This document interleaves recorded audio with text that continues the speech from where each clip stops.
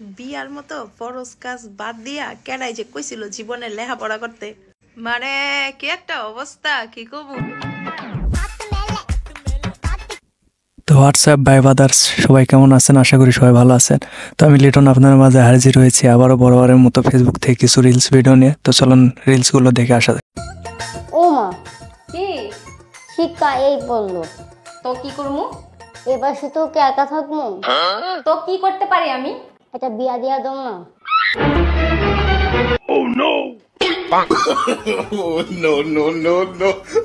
তো আন্টি দেরি কিসের? মেয়েটা বিয়ে করতে চাইতেছে, বিয়ে দিয়ে দেন আর আমাদেরকেও দাওয়াত দেবেন, ঠিক আছে? দেরি করেন না, সব কাজে দেরি না করাটাই ভালো, নাহলে দেখবেন অন্য কারো হাত ধরে আবার পালিয়ে গেছে। কোন জিনিস টিপতে টিপতে বড় হয়ে যায়? কোন জিনিস টিপতে টিপতে? মেয়েদের পমপম। মেয়েদের পম পমটা কি? এটাই তো বুঝলাম না। পমপম, এই যে গোল দুইটা। এরে ভাই ক্যামেরাম্যান, আপনারা যেভাবে দেখাইতেছে তারপরে যদি না বুঝেন, আর বুঝবেন কি? আপনার সামনে যা জলজান্ত প্রমাণ, তারপরে আপনি বুঝেন নাই। লুজ হয়ে গেছে, একদম জেলির মতো লুজ হয়ে গেছে। স্ট্রং করতে চাচ্ছেন, আর নয় টেনশন, চলে আসছে বেস্টের ক্রিম। এটা ইউজ করলে বেস্ট হবে, স্ট্রং হবে, টাইট।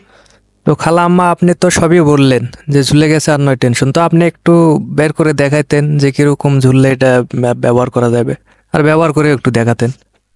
দেবর ভাবির মধ্যে কথা হচ্ছে, ভাবি দেবরকে জিজ্ঞেস করছে, কি গো তুমি বিয়ের জন্য পাত্রী দেখতে গেলা, পছন্দ হয়েছে?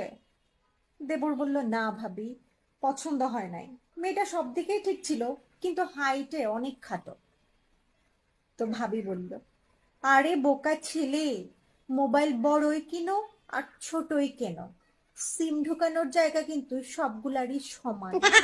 তো যাই হোক, এতদিন কথাটা আমার এক চাচা বলতো, আমি বিশ্বাস করতাম না। আজকে এদের মুখে শুনে আসলেই বিশ্বাস হয়ে গেল যে কথাটা সত্য।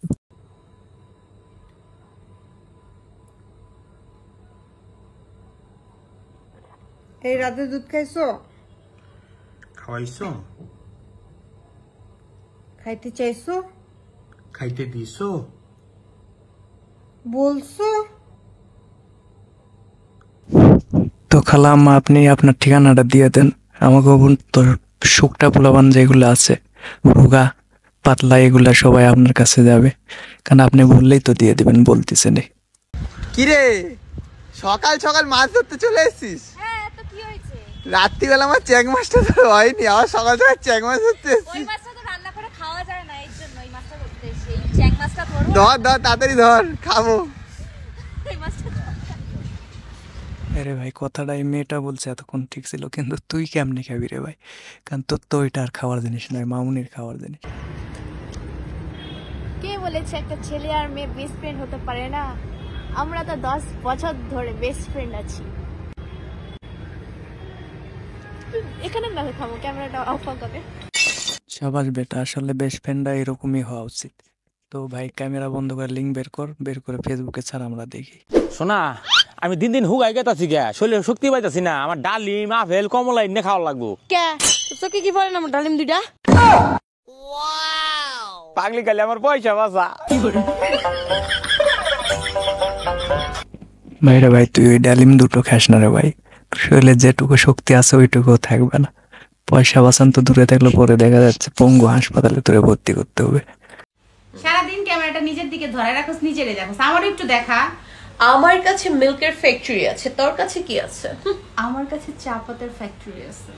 ও চল না, দুজন মিলে দুধ চা বানাই।